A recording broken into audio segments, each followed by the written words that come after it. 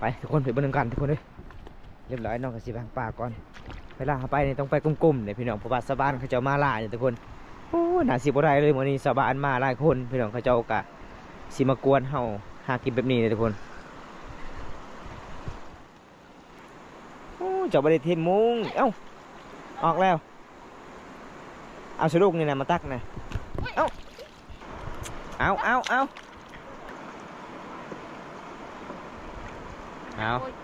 เบิ้งนี่เพื่อสิได้ยากเพื่อสิได้ไปกินกับแจ่วเนาะเอาย่างอีกได้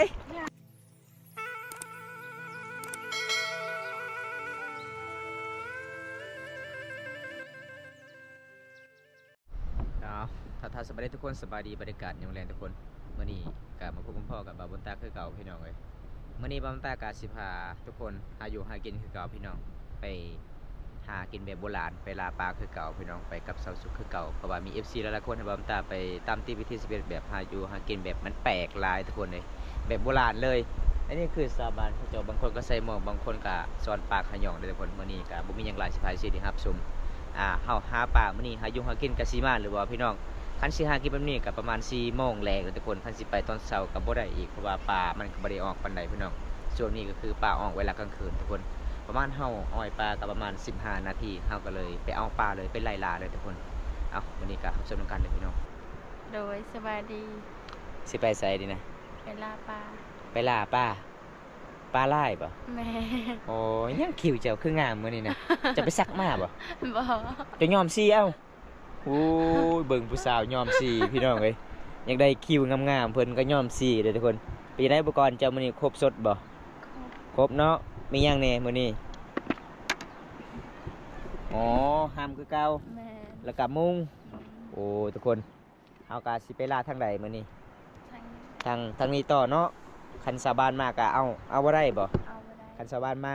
คันชาวบ้านบ่ได้มาเลยคือเฮาไล่ล่าได้เนาะโอ้แสดงว่าป้านี่หายากทุกคนมี FC คนหนึ่งคอมเมนต์ว่าเอาใบไม้มากันไว้หลังจากนั้นมาใส่เหยื่อหลังจากนั้นก็คือปลาบ่เห็นเวลาเขามาก็ใส่ได้บ่ในนั้นบ่หรือว่าบ่ได้ฮะบ่ได้บ่เคยเฮ็ดเลยโอ้ยามปลายามใบไม้อีกโอ้เอาแล้วนี่สิผสมเหยื่อบ่แม่สิผสมอ๋อเอาดินทรายกับทำปนน้ำกันอ๋อเอาเฮ็ดกินแบบนี้บางเทื่อมาบางเทื่อประมาณมันเป็นบางมือเนาะบางช่วงเนาะบ่แม่นว่าเฮากินตลอดมาตลอดบ่แม่นเนาะโอ้นี่ล่ะพี่น้องหาอยู่หากินบางมือก็มานบางมือก็บ่ได้มานหากินมันจะเป็นความเสี่ยงแน่ถ้าบ่ได้บ่ถนัดไปกับก้อนหินตามหินนี่โอ้ยมันลื่นนี่เรียบร้อยทุกคนเสียลักลายเลยเสียโทรศัพท์มีหลายแนวเสียเนาะทรงกระเปียกพอมาน้องๆก็เคยหากินกะใครเนี่ยพี่น้องเขาบ่เคยไปนี่โอ้ยไปนาซิบลอดเดี๋ยวทุกคนอันนี้ก็คือสูตรน้องส้มเหยื่อโอ้คันมีเหยื่อนี่น่าสิคักกว่าเนาะคันมีขนมปังนี่โอ้สุดยอดเลยวันนี้ไล่ล่าปลาคือเก่าโดยทุกคนบรรยากาศกสิคำนี่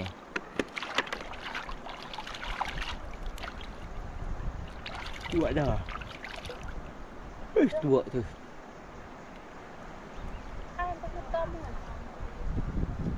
ไปลุยเบิดทำการเลยทุกคนตามติดวิถีชีวิตน้องมื้อนี้ไล่ล่าปลาคือเก่าบรรยากาศยามแรงโอ้ทางลุงเขาเจ้าเฮ็ดหยังสะสุกทางพุ่นนะมาสอนปลาขยองโอ้เป็นอย่างปลาขยองในหมู่บ้านของน้องคือมันออกกลางคืนปกติกลางเว้นในปลาขยองออกแต่ตอนเช้ากับตอนแรงหากะปีนี่บ่โอ้2 ปีแล้วมันเป็นปลาออกแบบนี้บ่น้อง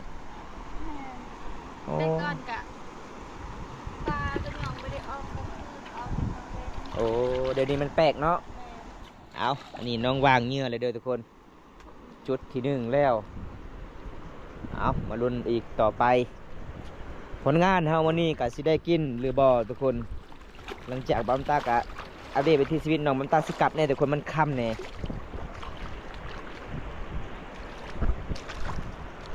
นี่เด้โอ้บางนี่ เป็นบนจุดบนต้นบ่ แม่น อ๋ออ๋อตรงในนั่นเลยพี่น้องเอา ใส่แล้วก็ไป ใส่แล้วก็ไปใส่แล้วก็ไปบอกแล้วก็ไปเนาะบอกลมแล้วเนาะเอาสุกของสาวสุกใส่แล้วก็ไปไปนี่เด้เอาเบิ้ลกันพี่น้อง เล่นเล่น เอาใส่ไปเลยนี่เพิ่นวางเหยื่อไว้เลยทุกคนโอ้ปลาหลายเนาะอยู่นี่เนาะ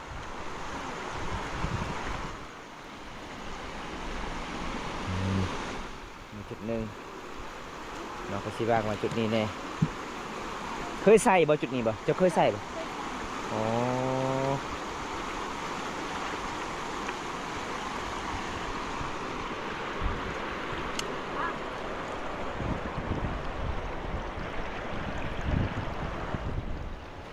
อ๋อเส้นทางทุกคนเลยโคตรเสี่ยวเลยมันจะมืดลายเลยพี่น้องเบิ้งสาวบางเขาเจ้าซ่อนปลาขย่องทางนู้นอันนี้คือสาวบางใส่มองเอากลับไปหาปลาก่อนทุกคนเลยไปน้ำกันได้ลาปลาคือเก่าบรรยากาศยามแรงๆ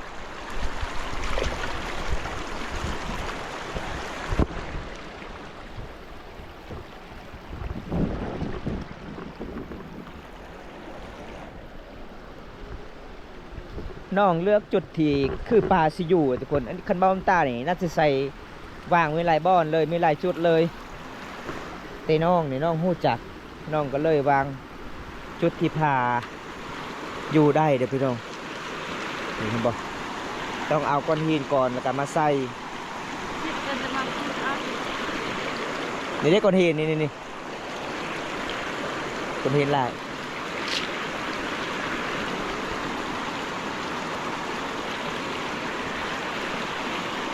เป็นตามเมื่อวานเบิ่งทุกคนก็จะเอาไปใส่หมองไปทางครอบครัวเลยกินข้าวอยู่น้ำกินข้าวปลาไปใส่หมองสุดยอดหลาย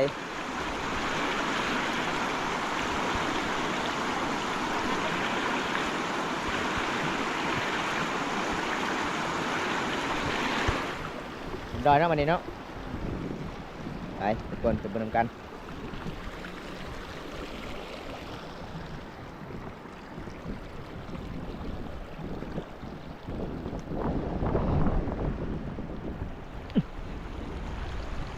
มีเนี้ยคาฟ้าห้องบ่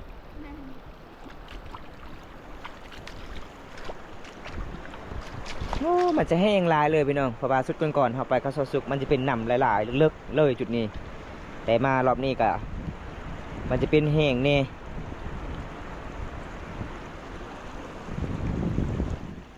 ใครเนาะไปรอบนี้เนาะก้อนหินมันหลายจุดก่อนมีแต่น้ำอย่างเดียวเนี่ยอ้อเนี่ยเหรอเฉาะเลยกลือนี่ก็กรักทักเอาทุกคนตอนตาบอกน้องน้องกับบ่เสื้ออีกบ่อยากใส่น้องว่าบ่แม่นในนั่นปลาซิยูปลาซิเข่าเอาไปเบิ้งโอ้โคตรอันตรายเลยทุกคนเลย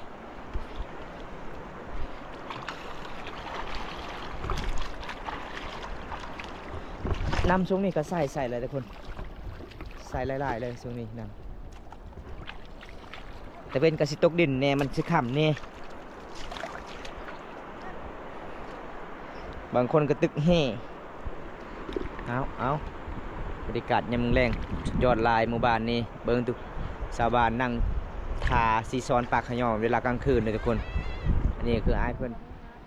สิตึกแห่ก่อน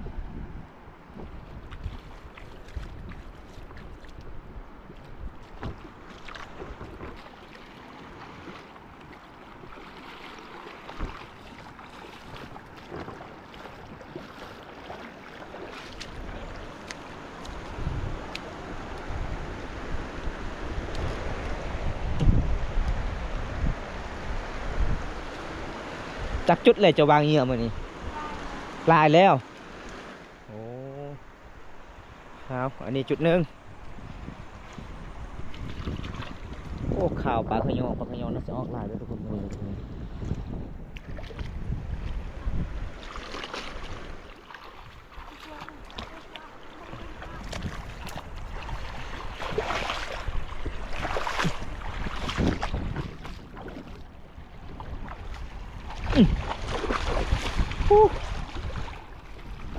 ไปนะสิบลอดเลยทุกคนเลย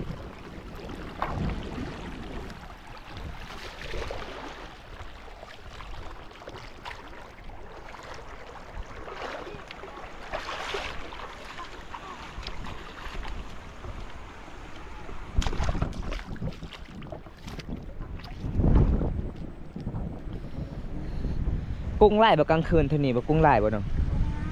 โอ้สาบานเคยไปซ้อนเนาะกลางคืนเนาะ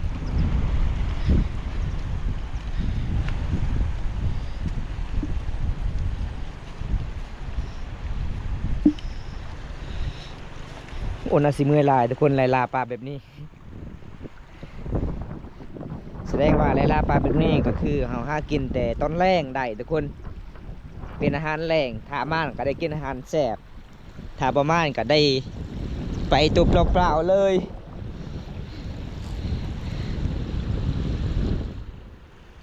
เอาน้องก็สิเลือกบอลที่น้องวางไว้เงี้ยก่อนทุกคนเลยบนน้ำกันเลยพี่น้อง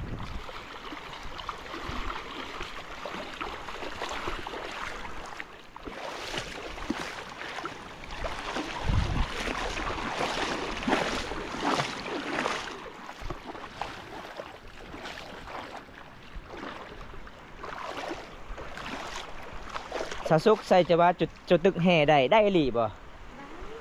อ๋อเอ้าเจ้าคือบ่อยากไปตึกแห่ยำแรงๆนี่ปลาหลายบ่มีบ่อ๋อกันทามีน้องก็อยากได้เนาะยังไข่หินโอ้ไข่หินหลายเลยพี่น้องสิเริ่มเป็นไข่หินแล้วช่วงนี้ทุกคน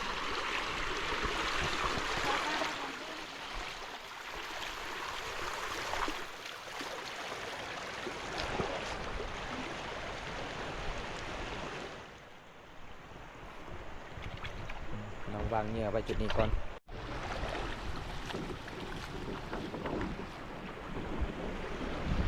โอ้ยเกือบปีนลังกาอีกแล้ว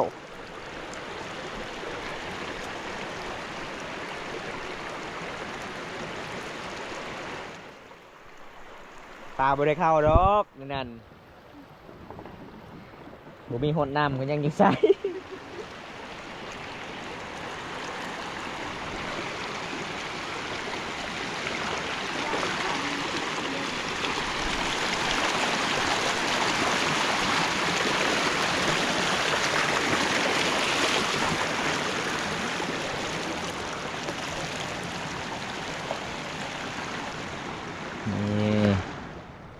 ตอนนี้ก็เวลา6 โมงแรงเลยทุกคนนี่มันก็สิบ่แจ้งแน่โอ้น่าสิเมื่อยลาเลยทุกคนตามติดวิธีชีวิตน้องคนนี้ก็บ่แม่นธรรมดาเลยตามอันเจาะเลยเหรอเหมือนเฮิม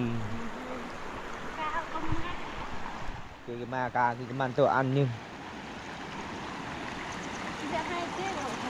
นี่หลอดนี่เจาะเลยโอ้น่าสิเป็นหัวลายเลยจากบอลใด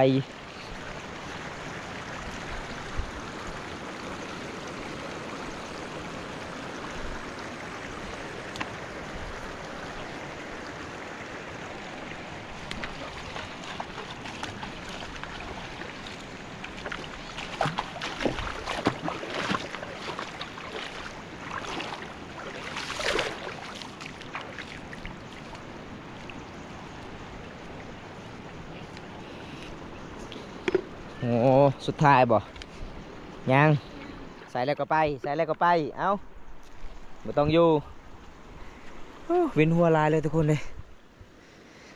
ตามติดวิธีชีวิตชาวซุกกะว่าเป็นเรื่องง่ายๆเด้อพี่น้องเลย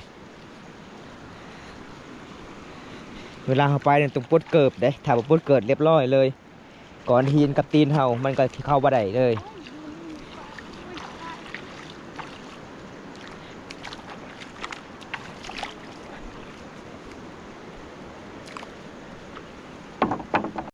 กียมไปเลย สิเกียมไปแล้วบ่ แม่ พอเวลาเลยเนาะ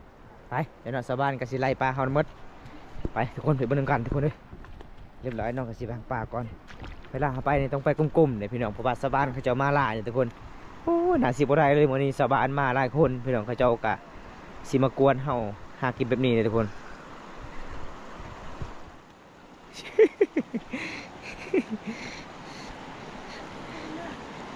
ฮะออกเลย แม่ บ่เห็นป่าเลยบ่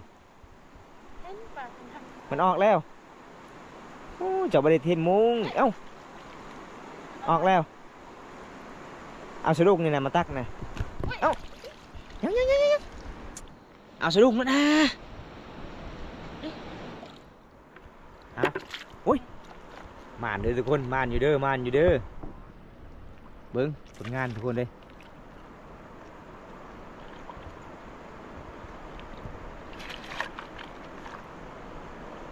เห็นอยู่บ่เอาเรียบร้อย เนี่ย โอ้ยเอาหอบแรกมานเลยเห็นป่าอยู่แต่เอาบ่ได้กำลังงมป่าอยู่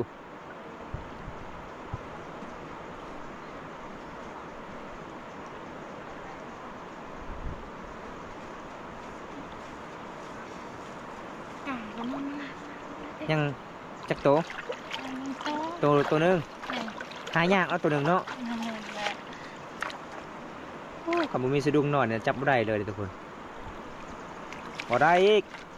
เอ้าเรียบร้อยโอ้เบิ้งโซ่ก่อนเอาได้แล้วก็ไปได้แล้วก็ปล่อยบ่เอาสะดุ้งมาจับจนนั้นมันออกเบิดเออ ใช่นะ โอ้ได้ปลาแรกก็ปล่อยเลยทุกคนเลย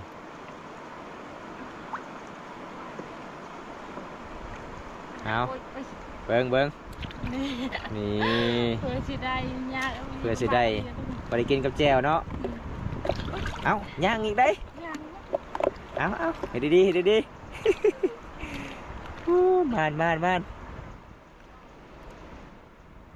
เอาเรียบร้อย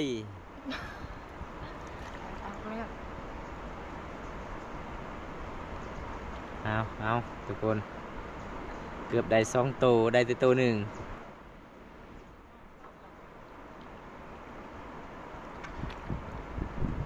ปริมาณอยู่มานตัวหนึงแล้ว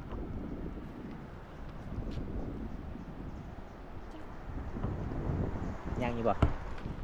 หมดแล้วไปลุยต่อ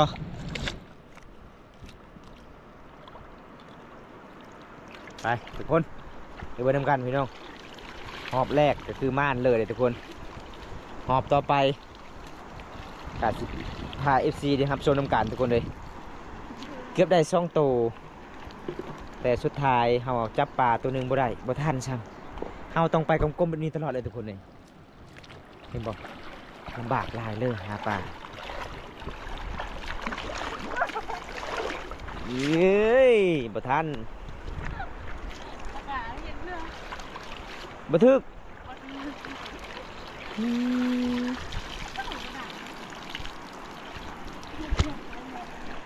เอา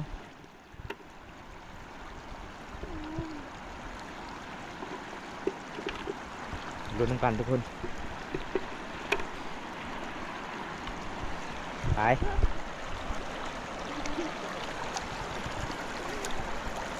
เป็นยังไงเห็นอยู่บ่ฮะมาออกเลยอีเอาโอ้เสียดายเลยทุกคนป่าออกไปแล้วพี่น้องเว้ยเป็นยังไงสุกมานอยู่บ่เอาเบิดทำการหอบนี่ทุกคนกะสีมานหรือบ่มาน บ่มาก นำไล่แห้งเนาะ แม่ ปลาออกก่อนทุกคนเลยไปหอบต่อไป เบิ่งแล้วก็ไปเบิ่งแล้วก็ไปจุดนี้เอ้าหอบที่หนึ่งก็คือไซส์แล้วก็ไป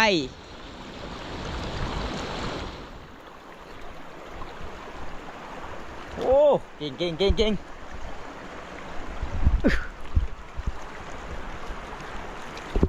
เอาเรียบร้อยโอ้เป็นยังไงบัดนี้เห็นอยู่ว่าป่านะบ่เห็นเลยเอาบ่มาอีกแล้วพี่น้องมาเบิ่งมารุ่นน้ำกันเลยทุกคน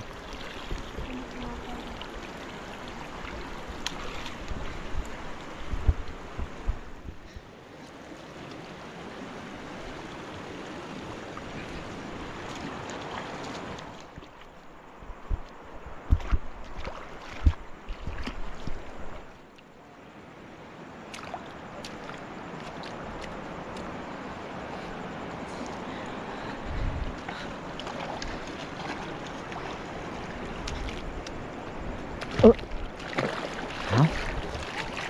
เรียบร้อยโอ้ปลาลาได้ก็เห็นเด้เห็นบ่มีปลาอยู่เด้มีปลาอยู่เด้ยันปลาเจาะก้อนหินเลยบ่คือบ่เห็น ยังปลานี่คือบุกเงียบเลย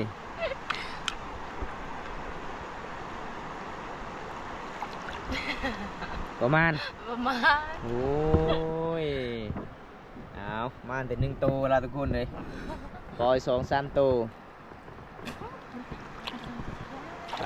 เบิ่งนำกันเพิ่นจำก่อนเพิ่นคอนำนำหัวหน้านำก่อนเพิ่นว่าเพิ่นคอนำเจ้าป่าเจ้าเข่าก่อนทุกคนเลยถ้าประมาณเขาต้องคอแบบนี้แหละพี่น้อง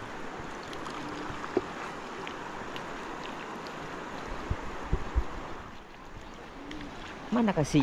ห้ายากคันคนมาบ่หลายนะสิมานอยู่ทุกคนแต่กระจอบบางคนก็ใส่หมอกบางคนก็ตึกเฮบางคนก็ชวนปลาขยองปลามันก็เห็นคนเฮาปลาก็เลยออกไวพี่น้องกินแล้วมันออกนี่เฮาก็เลยเอาบ่ทัน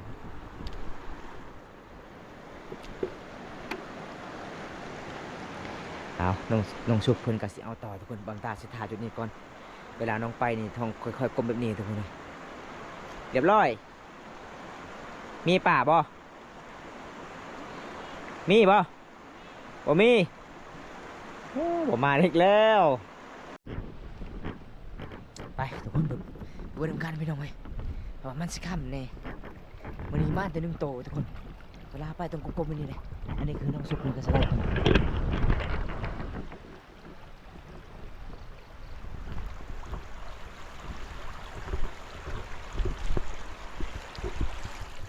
เห็นอยู่บ่ปลาน้อยเอานี่ปลาน้อยมาอยู่เด้อแสดงว่าสายตาเจ้าดีลีเนาะเอากันบ่ปลาน้อยเอาอ๋อเอาปลาน้อยก็เอาเพิ่นว่าพี่น้องได้ปลายังก็เอาปลานั้น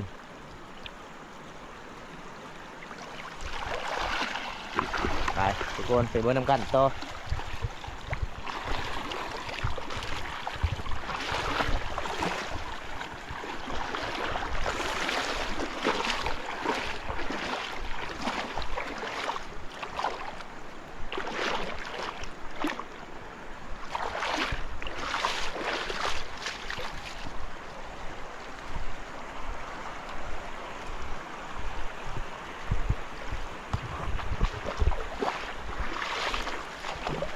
เรียบร้อย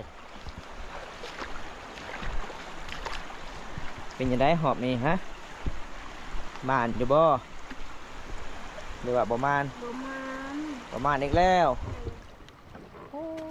ประมาณสสุกจับยั้งคืนนี่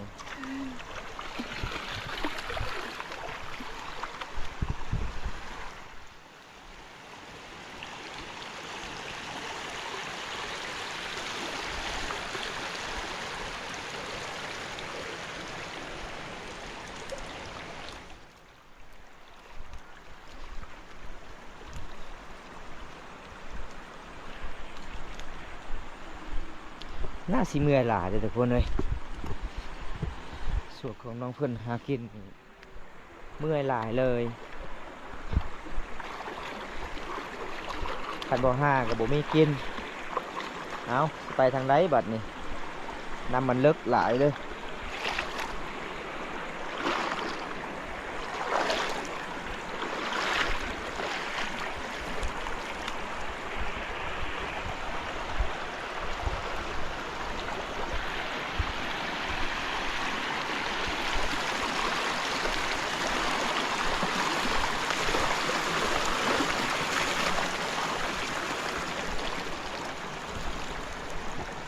เป็นยังไงไม่มีหรอบ่มาอีกแล้วเบิ่งสบายไปสอนปากขยองไปตาซอนลายทุกคนโคตรลายเลยเขาจะไปสอนปากขยองทางพุ่นเด้เพราะว่าในเมืองน้องเขาก็มีหมู่บ้านนี่มีปากขยองออกลายในปีนี้ ได้ที่หนึ่งโตป่ะ ได้แต่1 โตว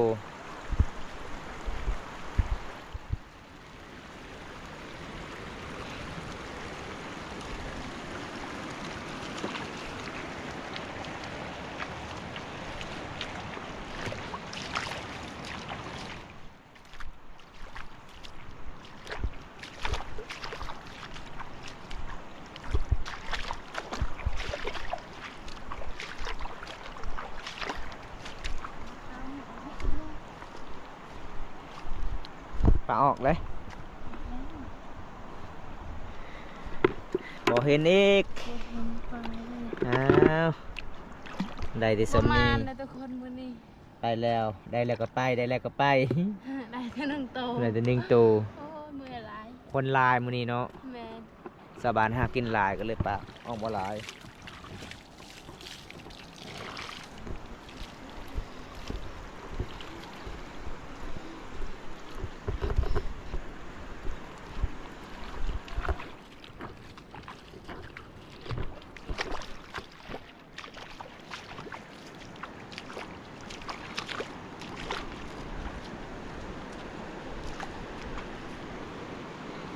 เอาเป็นหอบสุดท้ายเด้อทุกคนน้องไปเอาจุดหันก่อนเรียบร้อยเป็นยังได้ประมาณบ่มานบ่เห็นเพิ่นว่าทุกคน ได้แต่หนึ่งโต ได้1 ตัว แม่น อ๋อพ ป อ ระ ได้ มาณมื้อนี้ พอได้ตำกับแจ่วเนาะ แม่น พอได้กินอาหารแรงก็คือเวลาไปอาบน้ำต้องน้องต้องไล่ลาแบบนี้ตลอดเลยบ่โอ้แต่มื้อนี้ก็เมื่อยหลายเธอเบิ่งข่อยไปนำเจ้านี่จนวินหัวไล่บ่ทัน เพราะว่าปลามันออกลายมันก็โดดลายเนาะ แม่น ปกติก็ได้3-4ตัวอยู่ทุกคนเลยเพราะว่าสบานหาอยู่หากินหลายมื้อนี้เนาะเลยเฮาสิกลับบ้านบ่สิกลับบ้านแล้วบ่ตอนนี้ กลับบ้านแม่ กลับเลยเนาะเอาทุกคนถ้าบ่ได้ครับชมคลิปนี้แล้วก็อย่าลืมฝากกดไลค์กดแชร์กดติดตาม EP ต่อไปทุกคนคลิปนี้ผมตากาสิจุไว้เท่านี้ก่อนเฮาก็สิกลับบ้านแน่มันค่ำแน่เบิ่งแต่เป็นก็สิตกดินแน่สาวบางก็บางคนก็ไปใส่มองบางคนก็ไปซ้อนปลาขาย่องเนาะเมื่อวานเจ้าเนาะเป็นตะมวนหลายซ้อนปลาขาย่องกลางคืนบ๊ายบาย FC เนี่ยบ๊ายบายไปกันเด้อทุกคน